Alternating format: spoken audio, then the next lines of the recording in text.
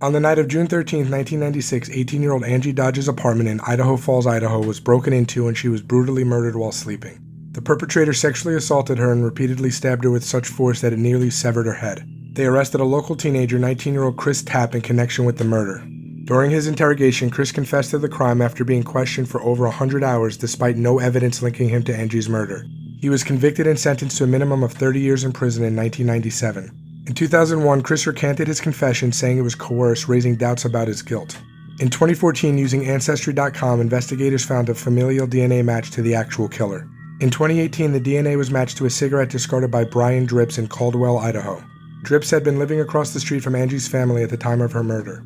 Once in custody, he confessed to the crime. In 2021, Brian Drips pleaded guilty to all charges and he was sentenced to life in prison. Chris Tapp was exonerated of the crime and awarded $11.7 million for wrongful conviction after spending 20 years in prison.